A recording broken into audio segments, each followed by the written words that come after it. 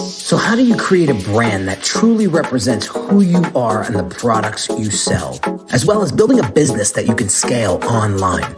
That is what this podcast will help you do. My name is Henry Kaminski Jr., and welcome to the Brand Doctor Podcast. Let me just make this statement loud and clear. Jersey's here, Jersey's here.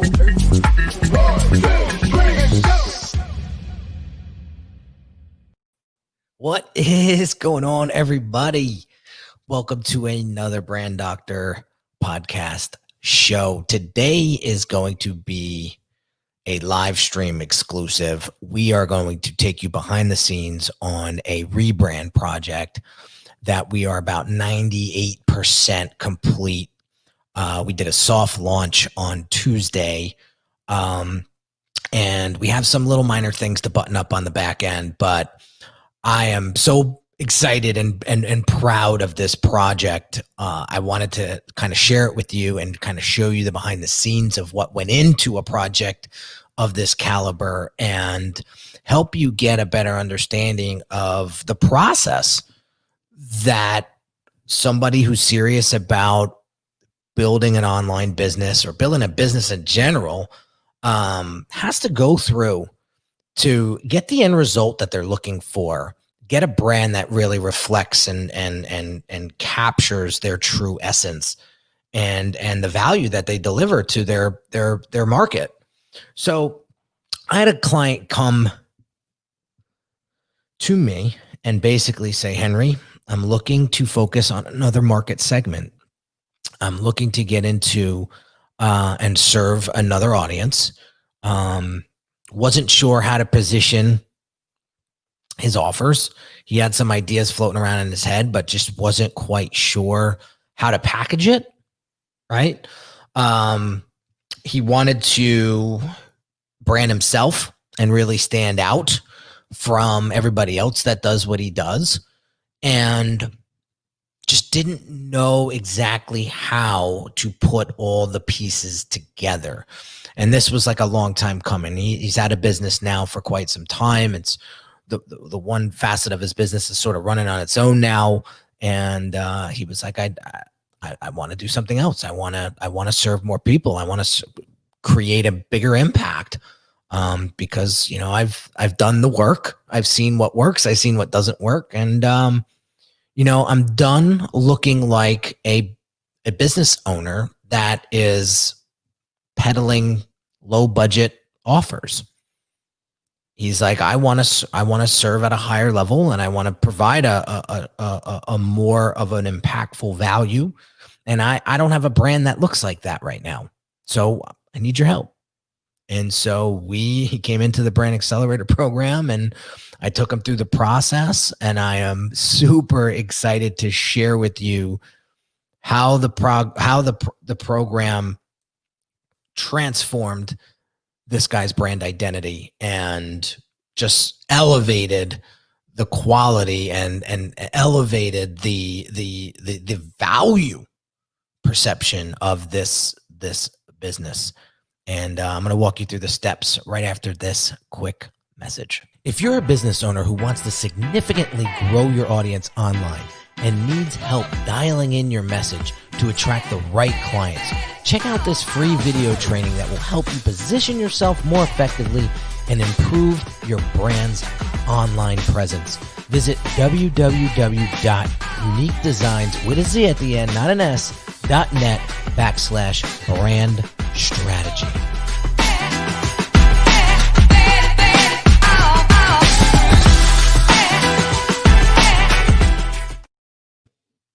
All right, we are back. So what do we have to go through to get a brand identity looking, feeling, sounding like you? So before I dive into any type of design, whether it be website, funnel, logo, social media identity, any of that, I walk my Brand Accelerator clients through a 4 or 5 work session strategy that really helps them define who their ideal clients are and clearly define what the brand stands for, what the business is going to stand for, and what it needs to look like, what it needs to sound like, what does it need to feel like to the ideal clients that they want to serve. How does it need to be positioned in the marketplace, especially with competition growing as fast as it does these days, right? What offers are going to resonate with these ideal clients? How do we package those offers? How do we sell them online? What does the marketing and sales funnel strategy look like? Then once we figure all that out, then we could build it all out. Then we could get to color scheme. Then we could get to logo. Then we could get to website. Then we could get to funnels. So once we get done with the strategy, then we can start to get into the identity. So these are called Stylescapes. Basically, they're mood boards on steroids. And what these do is help direct the design identity for the brand. So what we do is we create 3 different concepts of Stylescapes for the client so that they can actually get to compare and see all the different directions that we could go based on the ideal clients that we discovered in our strategy.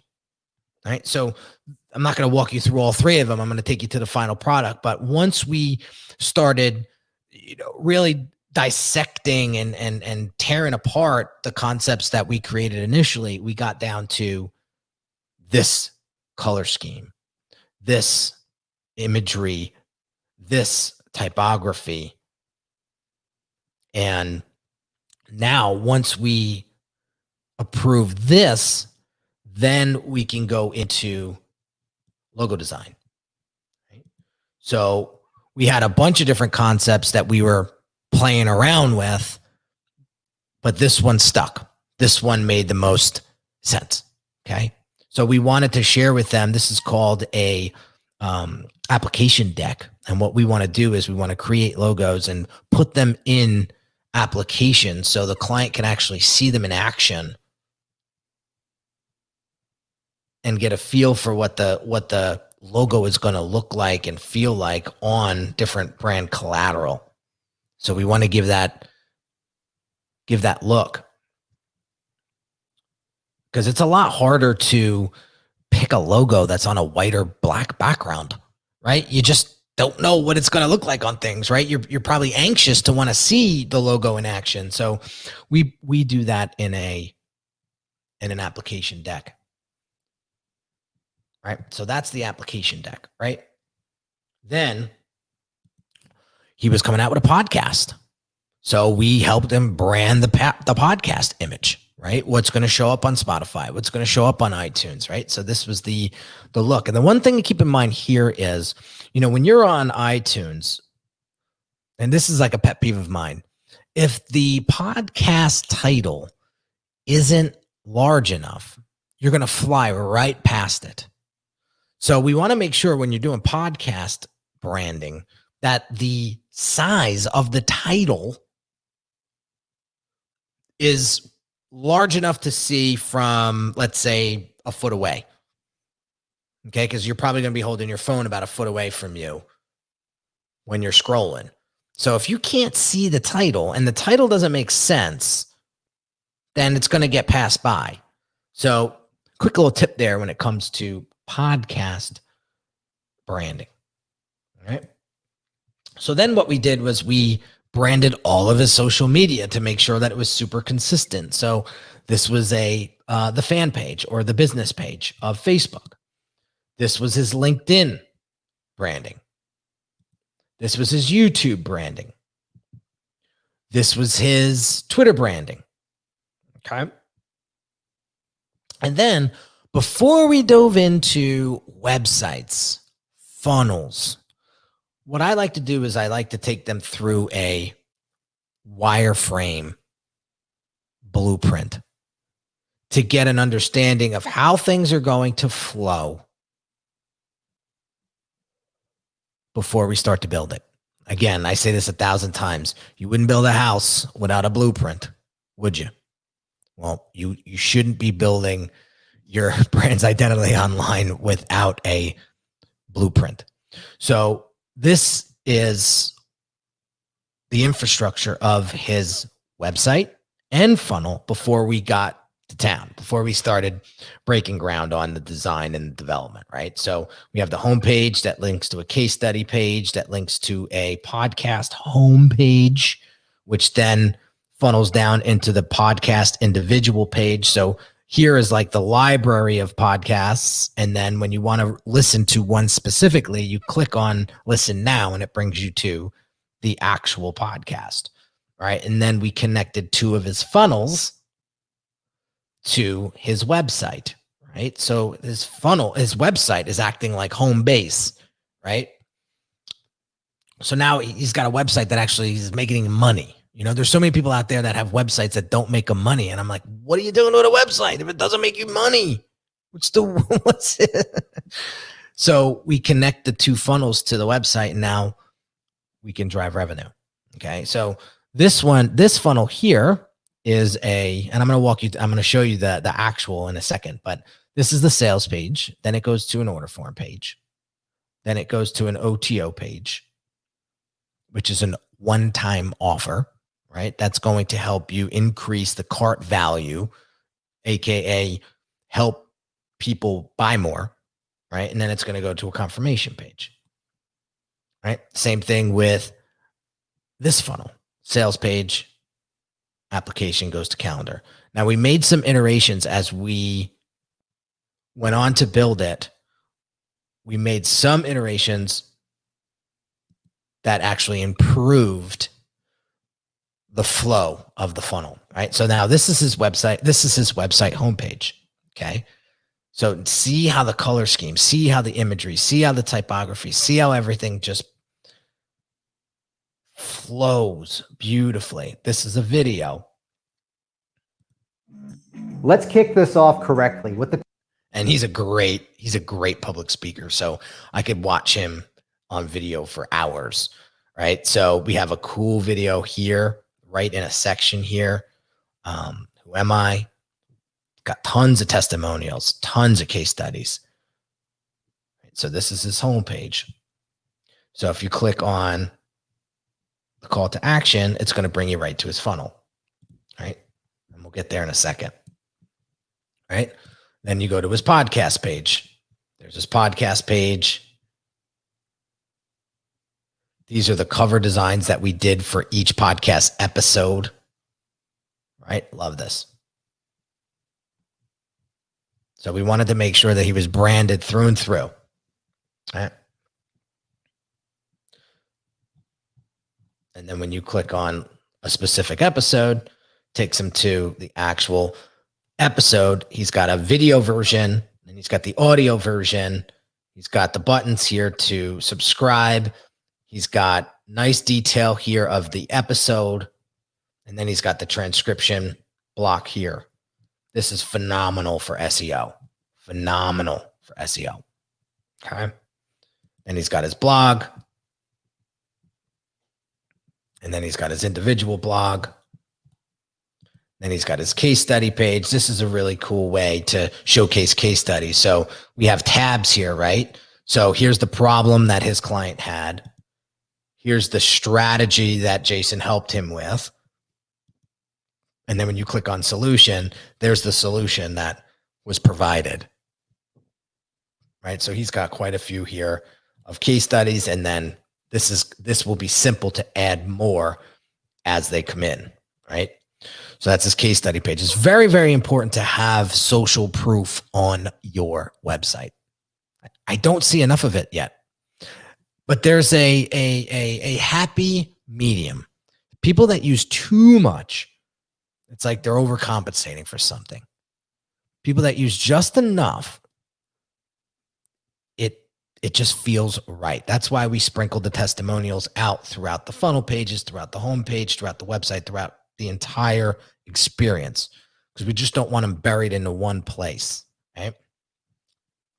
So now I'm going to take you into the funnels, right? So this funnel was actually built in ClickFunnels. This is ClickFunnels now. We're in ClickFunnels. You couldn't even tell. From WordPress to ClickFunnels, that's the way I like to design my funnels. I don't want the person to ever even feel like they're in a funnel, because funnels get these like negative, they get a bad rap because people use them for the wrong reasons. They don't put in the time, money, and effort into them. So they come to market, they look like crap, and everybody labels them as spam or scam. And I'm not having that with my clients. So I want my clients to have funnels that look the part and really create that credibility and that authority that they deserve. So let's roll down here. So my copywriter did all this copy, came out phenomenal. Some more testimony, right? Kind of walks you through the steps of what he's about to do for you. And then the nice call to action here, which brings you to a webinar, which will then get him into the webinar. And then there will be a call to action at the end. So this is where you select the name, email, and the time you want to watch it.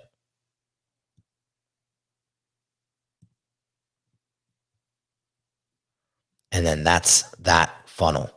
Okay.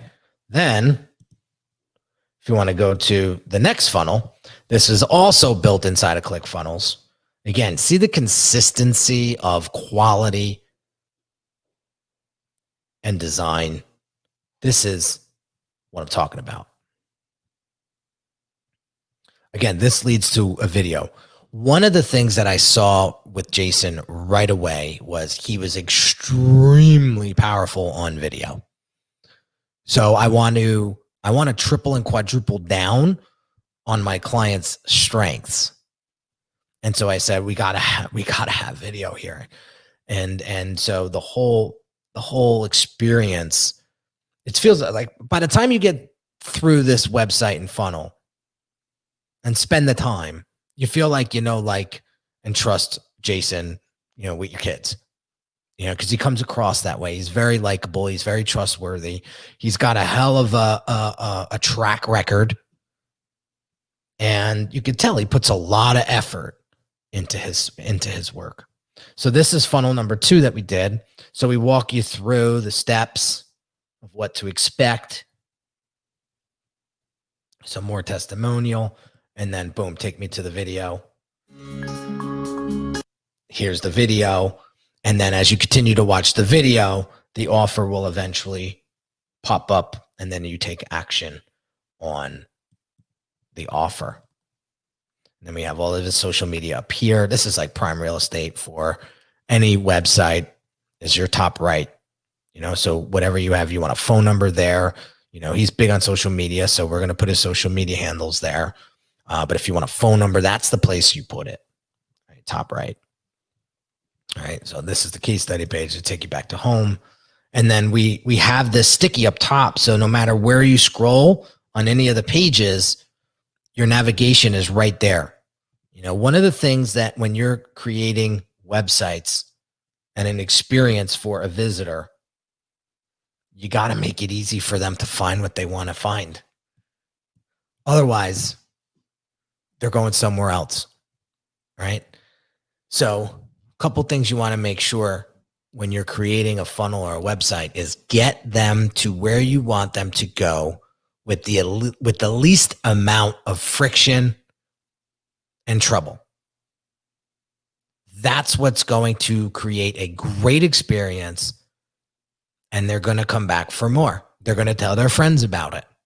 And you're going to be a much happier business owner because of it. When you make things hard to find on your website,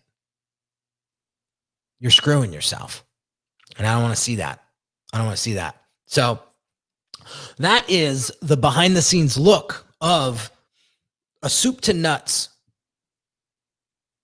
brand strategy to brand development to brand execution of a rebrand project that we are like I said, we're about 98% done, 99% done. There's some things that we really want to button up on the back end, and we're going to get to that early next week. But as you can see, the site came out fantastic. And, this identity doesn't come with, you're not going to get an identity like this on Fiverr. That I hate to tell you that, but because there's too many moving pieces. There's too many variables. Now, one of the big problems that I see or I hear about is, I don't know what my designer just keeps coming back with iterations, but I don't even know what I want. So it's hard for me to tell them, what to do. And I said, yeah, you can't expect them to tell you what to do because they don't know what you really want. They don't know what your audience really wants. See, when my design team gets access to all of the brand strategy documents and they're part of the process from day one, when we get into the design and identity and the copywriting of everything, there's a really strong understanding of who our client is, Jason, but who his clients are. That's the power in this program, because once you figure out that, then the design part comes pretty easy. It's doing the hard work up front that's hard. And I see a lot of people, I could just do that on Fiverr. I get a logo done on Fiverr, get a logo, I get a whole site done, and on that work cost me $400. Yeah, let's see how it works long term. I had somebody come to me. He says, I got my brand done 3 years ago. I need to rebrand. Why? Well, because I didn't really put in the work that I was supposed to. And now I have to rebrand everything because I'm really not coming to market properly. I want to design a brand that lasts decades. Jason's not going to have to redo this branding for a very, very, very long time, if not at all. So I got to tell you, man, he put a lot of work into this. And it was such a pleasure to work with him because he showed up on every work session ready. He's quite savvy on the back end of things, which made the process super smooth. And look at the end result. Look at the end result. So I'm super proud of this project. I couldn't wait to share it with you guys. Hope he doesn't get mad at me because I shared it a little too early, but sorry, Jason. It really was a great project, and I cannot wait to see the success that generates from it, and I can't wait to follow up with him. He's actually coming on the podcast maybe next week or first week of November. Because we have such a large audience with the Brand Doctor podcast show, I like to take all my Brand Accelerator clients once they graduate the program and get them on my show to blast them out and get a bunch of people to the new identity, to the new branding assets. So he'll be back, if not next week, the week after, to share with you guys what he does and how he got to where he's at today and the success that has, come about, taking his branding seriously and really providing a great offer. He helps a lot of people. He's got a nice, strong, loyal family of audience. And I recognize that right away. He does great work. So have an amazing day, guys. I hope you got inspired from this. I hope you learned something from it. And if you need help really putting the pieces together for your business and brand online, and you're sick of dealing with the designers that just aren't getting you, or the funnel builders that are promising you XYZ and you get the funnel back and it's just garbage. And you could tell that there wasn't a lot of effort put into it. And you want somebody that's really passionate and serious about building brands and building identities and really creating something that truly represents you, then give me a shout. I'm happy to talk to you. I'm happy to have a conversation with you to see if my program is a good fit for you. So have an amazing day, guys, and I'll catch you on the next one real quick.